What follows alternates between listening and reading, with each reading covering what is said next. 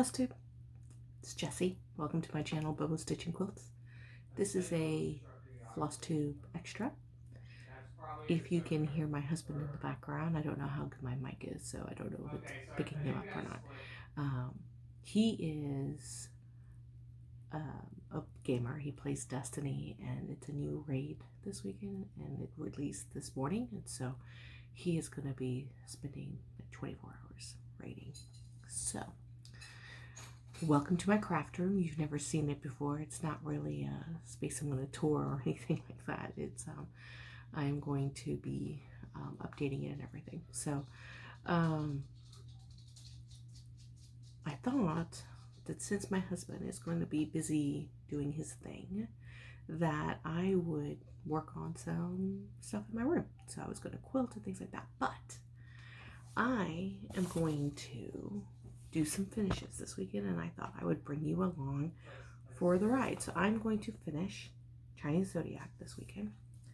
I don't know how good I'm going to be at this. It's my first time going to be trying to do something like this. So, we're going to see how it goes. And so my plan is to, this is not a tutorial, clearly, because this is my first time doing this, but I thought you might find it interesting to come along with the ride for me. So I'm going to kind of post videos as I go of my progress and my reactions to things. And so what I'm going to be doing with Chinese Zodiac is, it's all in black and white, so sorry I don't have my color printer broke, but I'm going to be working on a walk stitch basket. That's basically what I'm doing. So I am going to be putting that on this bamboo steamer, following the instructions from Willow and Trout. I put everything I mentioned today. I'm going to make sure I link below on the supplies that I use, where I got it, you know, all that kind of good stuff. So that is the plan. Because it's a 12-inch piece, I had to buy giant self-stick board from Fat Quarter Shop is where I got it from, in order to be able to make the full 12-inch circle. And so just so that you know why I decided on a 12-inch is because I took the Chinese Zodiac, and honestly, if I had thought that I knew at the beginning that I was going to finish it this way, I might not have stitched the fans, but I did. So and I didn't know, so this is a new thing. So what I did was I measured it from corner to corner, from fan corner to fan corner, to get the widest circumference of stitch area, obviously. And that is just about 12 inches. Now bamboo steamers are not like exact, and so when I tested it on there, it does look like a little bit of my fan corners will end up being rolled under, but we'll see what happens when I actually start working on this. So that's how I got to the 12 by the 12-inch bamboo steamer. Has my choice of size for bamboo steamers, and I was able to get it on Amazon. Again, links below, and we'll see how it goes.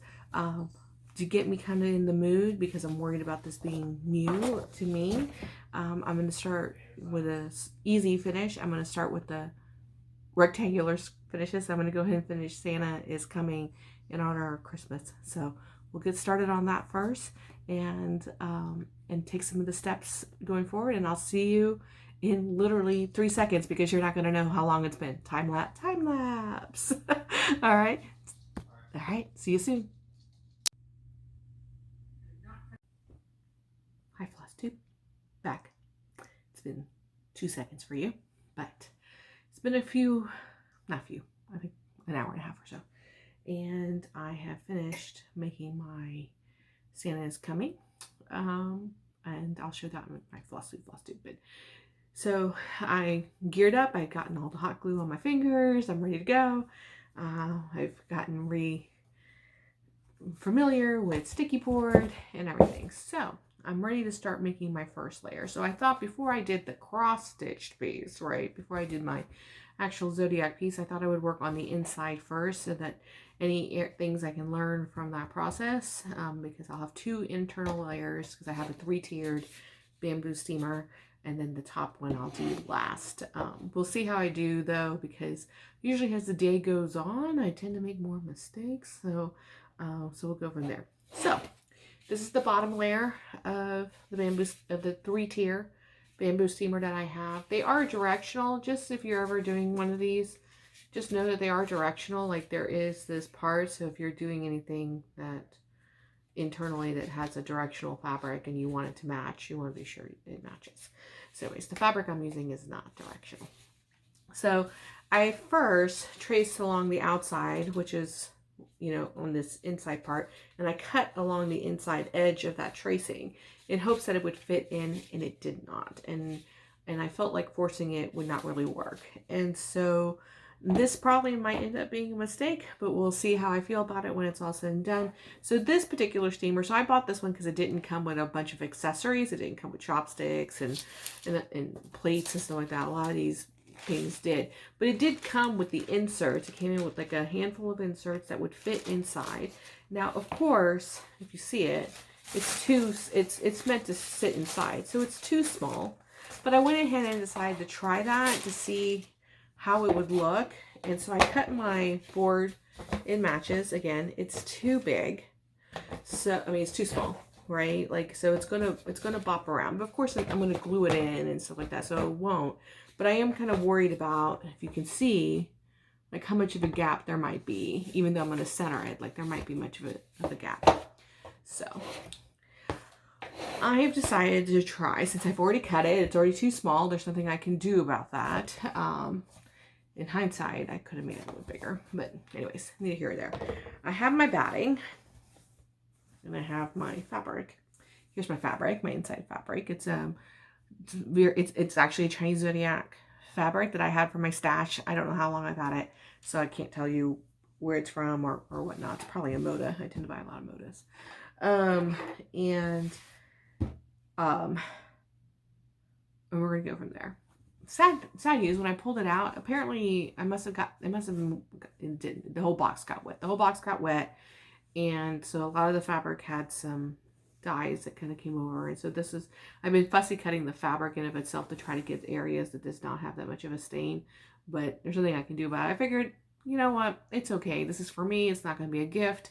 It's going to be inside. I'm going to have stuff. It's going to be like it's going to be a thing to store things. So there'll be things on it, and I will probably stop seeing the stain after a while. So anyway, so what I decided to do is that I am going to wrap the batting around as well, and see if that will create some thickness that when I put it in, that the gaps will not be so much. That may be some cording. We'll do the trick, but let's see how it happens. So you know, so now I'm gonna go ahead and attach everything. All right, see you in a minute. Hey, Flosstube, I'm back. I finished that section, so I have included it in. It is glued in. I did roll the batting around and everything, and this is where we are. You can see the gaps around it, and so and then right there you can see through the gap right there. So it's not, again, it doesn't fit snugly. Probably would have helped if I read the instructions from Willow and Trout that told you how to make sure it fit in snugly. But being honest, I didn't have all the tools that she recommended, so and I wasn't going to go buy any, you know, to be able to accomplish that in such a way where it would have looked as nice. I only have the circles that I have available to me. I don't have templates. I don't have compasses. I don't own any of that. So so this is where we are, and I think I'm okay with it. Honestly, I'm going to go ahead and I'll test some cording at the end. I'm going to finish everything. And then show you as I go. But I'm going to see how I feel at the end. Now, here's the thing, as I noticed. When I was gluing the back down on the bottom of the board, I was not really thinking about the fact that this is a steamer. You can see the bottom. Now, this is the bottom piece, and I'm not going to pick it up and look at the bottom of it. So this might not be as big of a deal, really. But it is a 3-tiered steamer, and I am about to do the second layer, and the same thing is going to be here. So I am trying to decide how I'm going to deal with that, so that way this doesn't come through and it gives it more of a complete finished look.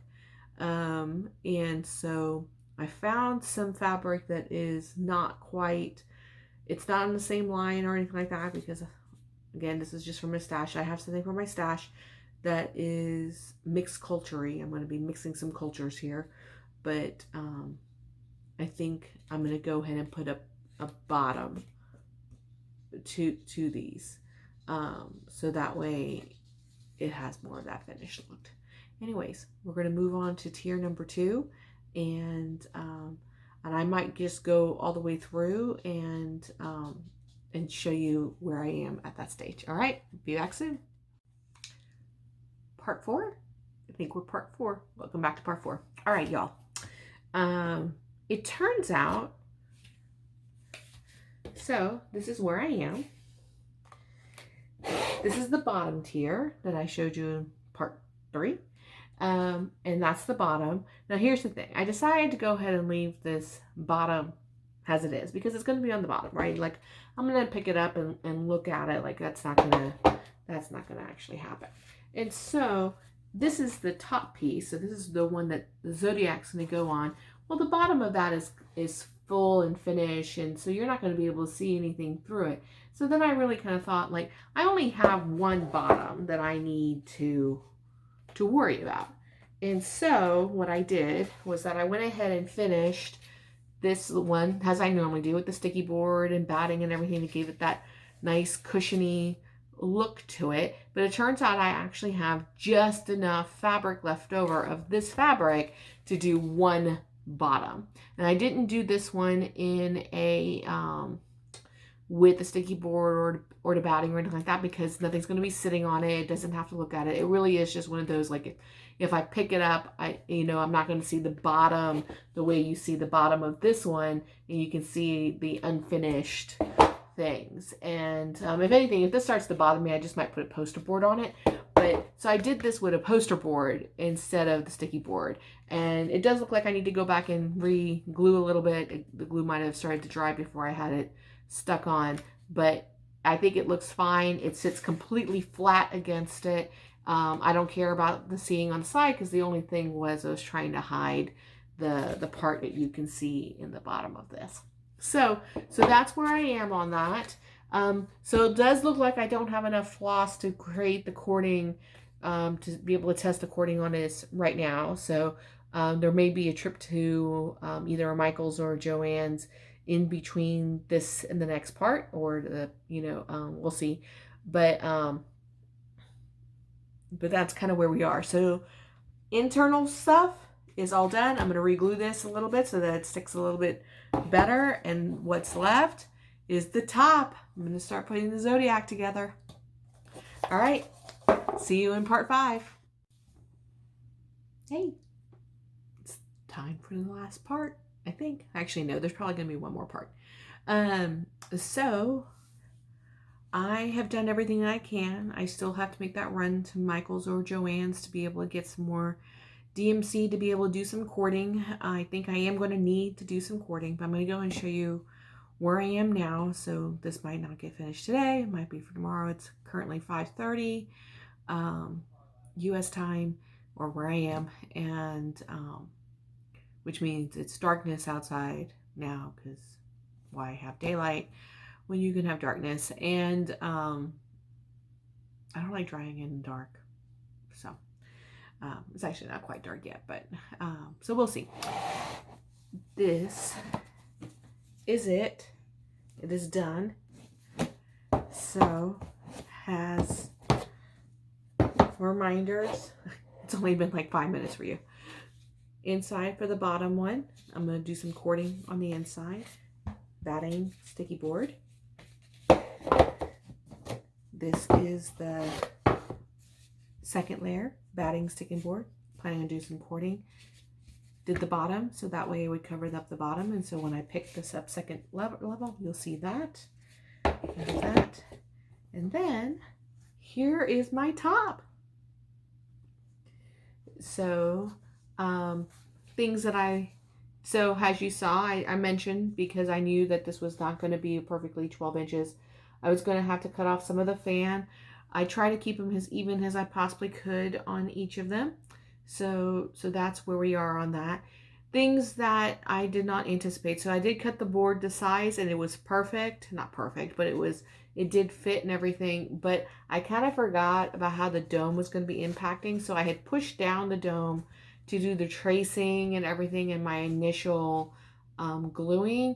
And then when I pushed the dome back up, it popped some of the glue. It popped some of it. And so I had to go in and do piecemeal, like I had to go in and glue, and then just had to hold on to it until the glue dried. And then I just did the next part, hold on to it to the glue dry. And then in the process of that, it shifted a little bit. So like you can see on this one that it's not quite at the edge there. Whereas on this side, I have to flip it over. You can see that it did go over the edge. So I had not thought about whether or not I was going to do any kind of cording, but because of that, and because of the way that, right, you can see right here, it's still like, I'm going to still try to glue that down a little bit more, but there's kind of some areas where in order to get it to glue, some of the glue ended up oozing out. So I'm going to go do some cording. I'm going to go to the store, get some cording, put some cords together, cord that around to make that look a little bit more finished. But that's the next part. I'm really actually very happy with it.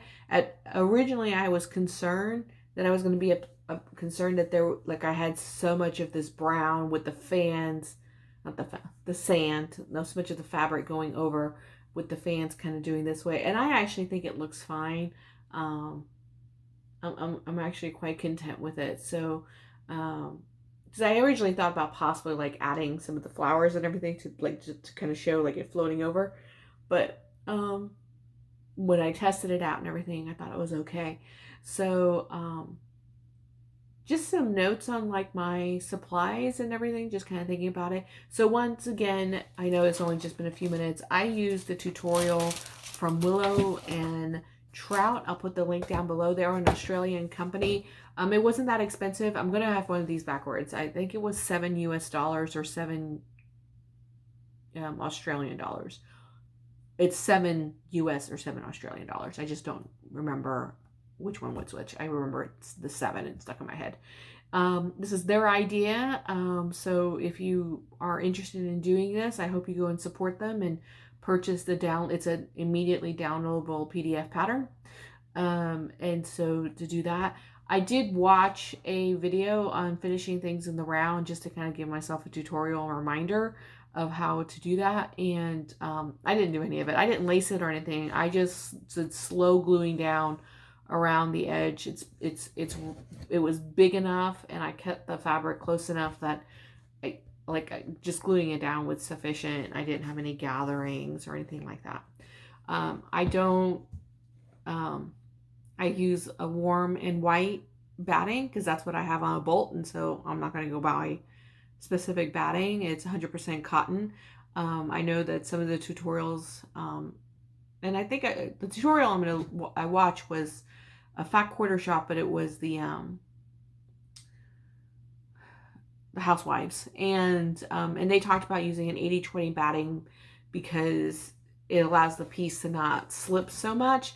And I actually didn't find that to be a problem in general. Like I found like the batting, like my pieces weren't really moving. But when I was working on this and I wanted to be sure it did kind of stay while I was trying to make some adjustments and things like that. Like I didn't want it to be, it didn't really slide around. But I use a temporary basting spray, and it's something I have for quilting, and so it works fine to do it. I happen to have bought this pretty recently from Sulky, like directly from them, because I bought some of the Sulky threads from them when they were having a sale. And so, but but that worked fine to be able to do it so where I can kind of adjust it around and not have to worry about it shifting while I was moving things around. So anyways, so that's my update on that aspect of it. I'm going to look outside, see how dark it is. It doesn't look like it's too bad. Get my list of what colors. I think it's probably going to depend on what they have in stock, but I'm going to try to find the shiny medallion, the shiny thread, the C816. And if not, I'll probably end up using this one. So anyways, that's where we are. There is probably going to be one more part once the cording is done. All right. Hi, Flosstube. Part 6. I'm not sure how long this video ended up being. Hopefully about 20 minutes if I calculate everything. But I am very, very excited to show you the finished product. So, of course, as of last of part 5, this was the top. I have now added cording all the way around to kind of hide the gaps and everything. I think it came out okay. I mean, my meeting at the ends did not come out as good as they could have, but I think that it's fine. So just here's a close-up of the cording, and it wasn't perfect. I had a little bit of trouble with the cording, I'm not gonna lie. Like I don't know why, I was having a hard time getting it to smooth out and everything, so I was having some issues with it. Anyways, but this is it's four sets of flosses, right? So the 6 strands, so it's 4 of those corded, so that gives you that level of thickness for anyone who doesn't who wants to have an idea of what I did to do that. So that's where we are. And so I did not purchase enough to be able to do cording on the inside, so I decided to leave it after thinking about it and going through everything. So I am very happy to show that this is the final product. So this is the bottom piece that has that bottom. I'm going to go ahead and put a label on it, but that's it. This is the second tier, which has its bottom on it, and then of course the top tier with its cording, and then nothing on the bottom because it's got this beautiful bamboo there to show. And so that's it. I'm very excited about it. So hopefully you've enjoyed this little bit of an extra. Again, not a tutorial, but hopefully a little bit of what I learned along the way. Just as a reminder, it is bamboo. Keep an eye out on it. I did give myself a splinter on this, so that I had to pull out with tweezers. And so, so just remember, it is still some little pieces of wood, possibly. And I, if you did frosted pumpkin stitchery, leave me a note. If you did the Chinese Zodiac, I'd love to see how you finished. And but this is my interpretation, and thank y'all so much, and I'll see you. I'll be making my regular Flosstube the Sunday after Thanksgiving. So in the meantime, I hope everyone has a safe and healthy Thanksgiving, and hope everyone's having a stitching good time. Take care. Bye, everyone.